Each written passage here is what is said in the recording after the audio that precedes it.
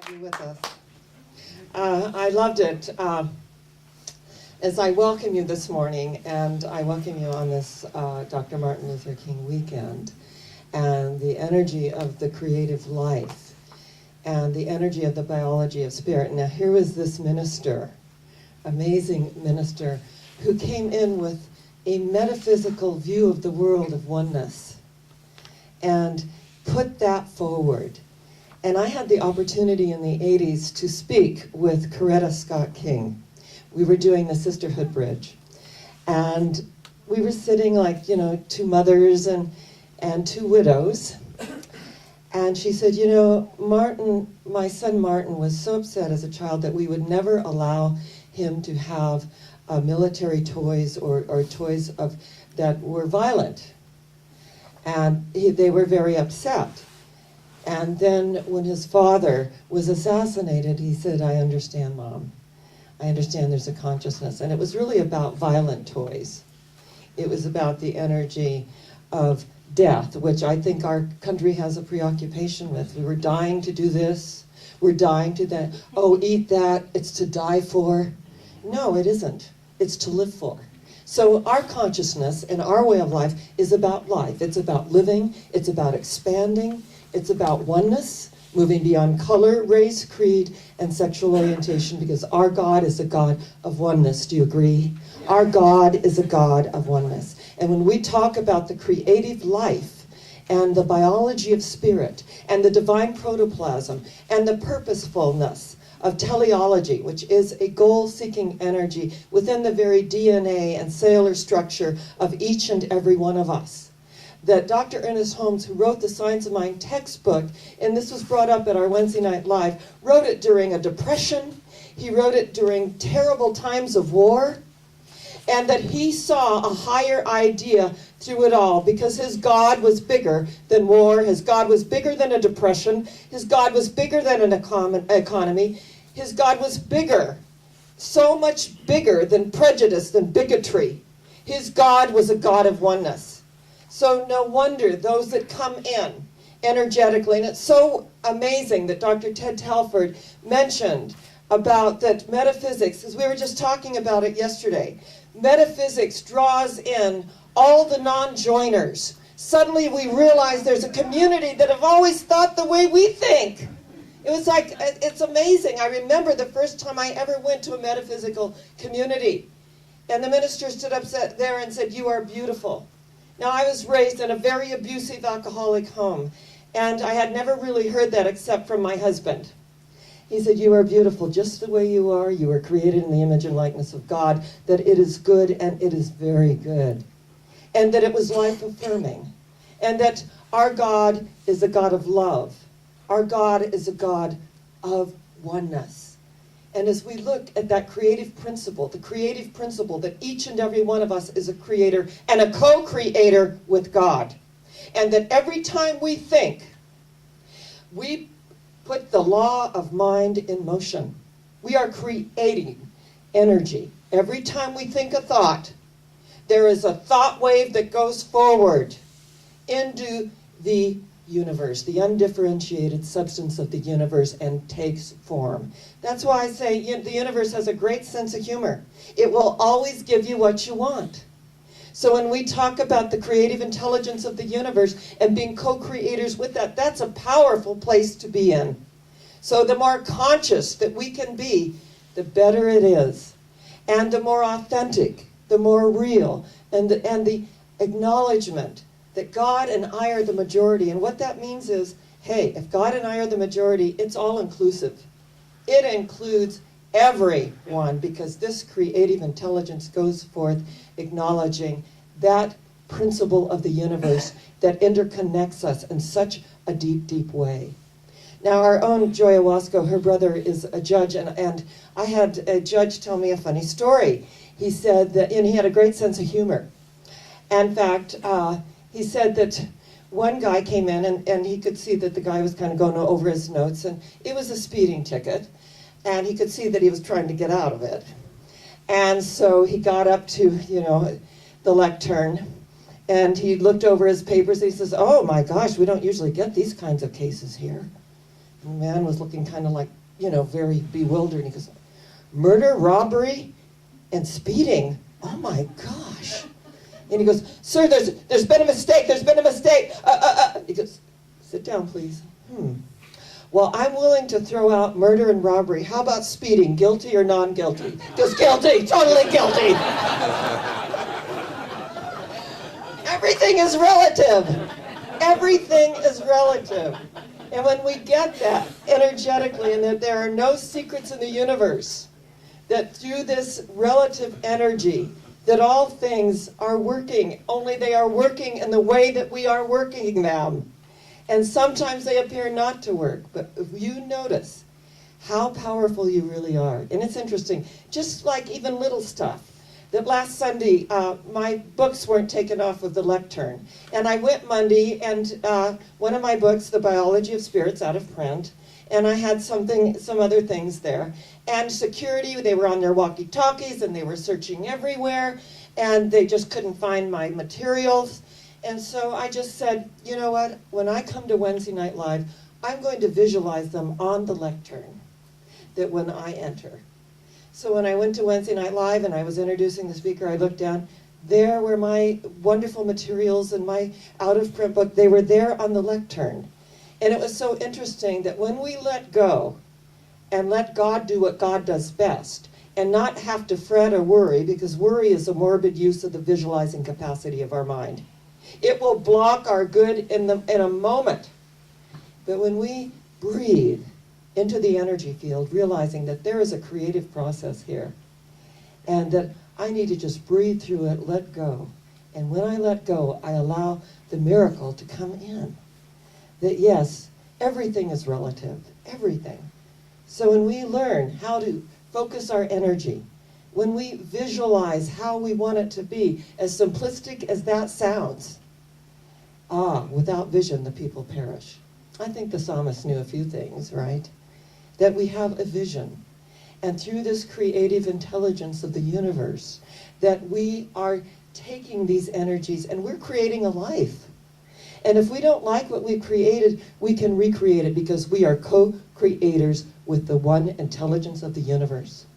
And what comes to mind is J.K. Rowling, who wrote all the Harry Potter books. I don't know if you're a fan. I am. I've read every single book. I've seen every single film. I love the way her mind works and how she created this, and she sat in a little coffee shop and she actually wrote on napkins as these ideas came through and envisioned 7 volumes. And as she envisioned the 7 volumes, they came into fruition.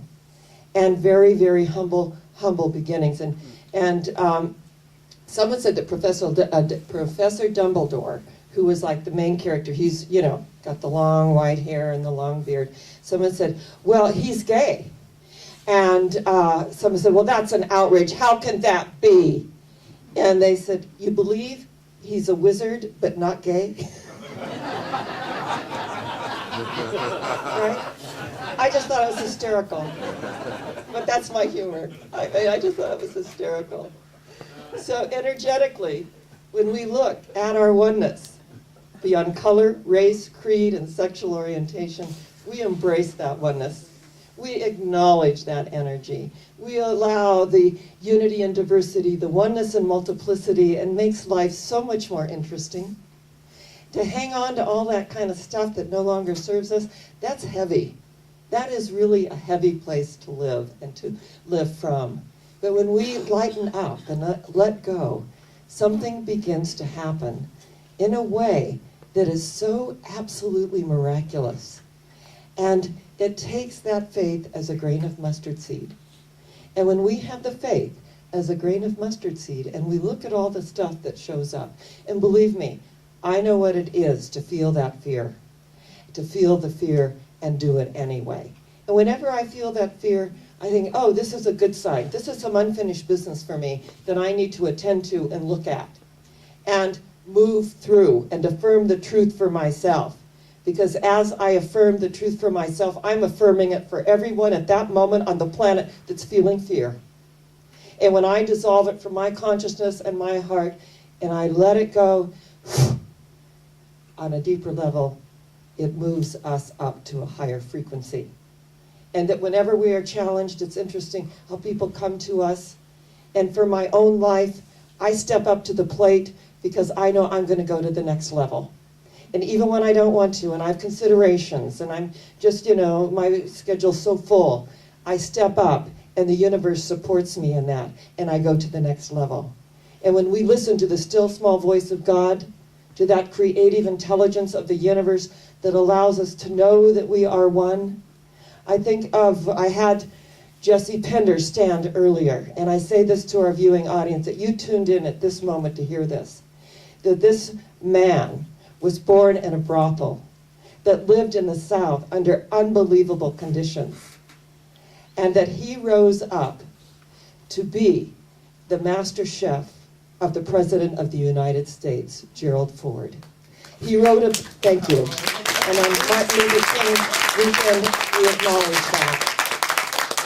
And he wrote a book called From the Cat House to the White House. And President Ford said, he said, your cooking is amazing. And Jesse said, if I'd known you were so nice, I would have voted for you.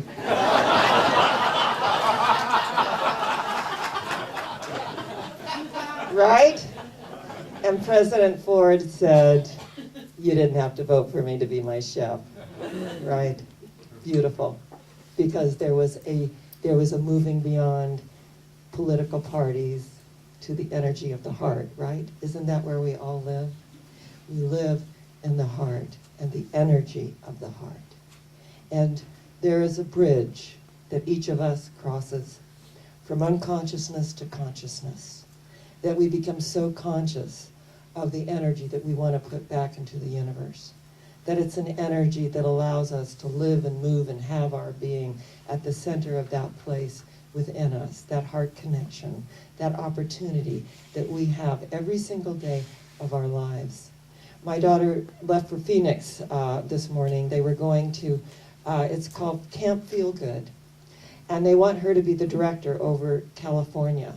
And Camp Feel Good is a camp for children who are wards of the court and that they were separated from their brothers and sisters.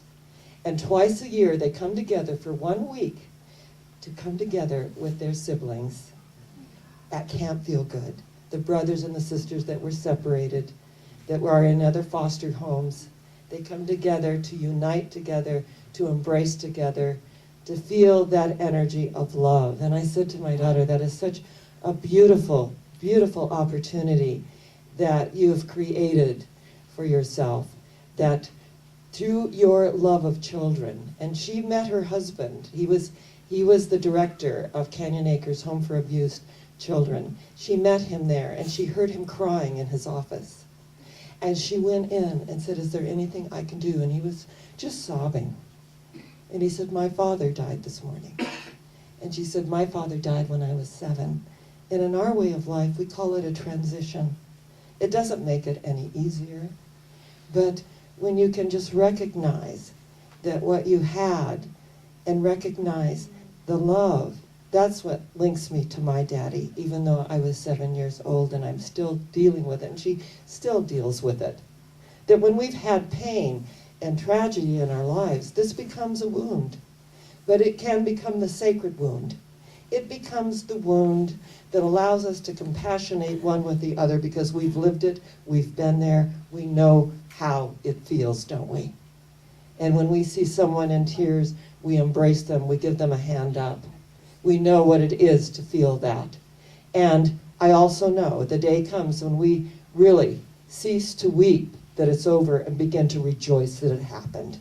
Begin to rejoice that energetically that we had these beautiful souls in our lives. That the creative intelligence of the universe goes forward and allows us to feel that energy in a way that we've never quite felt it before. That allows us to rise up as a phoenix from its own ashes of negativity to the truth of its being triumphant and victorious. That's why we're here. We think it's all about our work or all about this or that or the other, but the truth is it's about relationships. It's about connection. It's about embracing and moving through our differences and realizing that we join together through our similarities. We're growing through our differences. We may not always see eye to eye. So what? makes life more interesting. But the truth is to realize that we allow and accept everyone right where they are. And that this creative urge in life is to absolutely absorb ourselves in that recognition. I know that when I'm on a project and I don't want to really do it, but I just kind of throw myself into it, hours go by. And I'm just amazed at how much I completed and how much was accomplished. Once I disappeared the ego, that's saying, oh, this is so much work, and why did I even say I do this? Oh my gosh, all the stuff we do. And then suddenly, we disappear into our creation. An artist disappears into their art. A pianist disappears into the music and becomes one with it. The energy of the potter that's creating these amazing glazes that operates from that place of creativity, that we are co-creators with God, that our God is a God of oneness, that our God is an all-inclusive God, and that as we come together as co-creators with God and begin to take responsibility for our lives in a way that we never quite took responsibility before, not as blaming ourselves or beating ourselves up when we've missed the mark, but forgiving ourselves, but recognizing our humanness and our frailties and loving ourselves right where we are and right where we are not, just as we would for another, just as we extend ourselves to another, to extend ourselves to ourselves, to recognize energetically that we hear something within us. The clarion call, the still small voice, the inner prompting, the opening of the heart, which is the doorway to the soul, and the opportunity that we have to realize that we are nurturing this seed of perfection within us, that we are opening to the light that penetrates the darkness, and not only penetrates the darkness, but absorbs it and eventually illuminates it. And I loved our song this morning. Come on, let's just love everybody. We love our brothers and our sisters as ourselves. This was the commandment that Jesus, who became the Christ, said, this commandment I give thee, that ye love one another as I have loved thee. Love one another. Love thy neighbor as thyself. Even if you don't agree with them, even if they're loud at times, send love, send energy, send light. I would not be in any other way of life in the world. I love our way of life. I love being a co-creator, taking responsibility and realizing that everyone I touch is some part of me. And that just as I am forgiven for the moments that I am not at my highest self, so are you. And together we come in compassion, in the recognition that we are growing and unfolding in miraculous ways, and that we wouldn't have it any other way. I bless you. I love you. I know one thing is for sure, that we are what? Going higher yet. Where are we going? Higher yet. Where? Higher yet. And that does make all the difference. God bless you.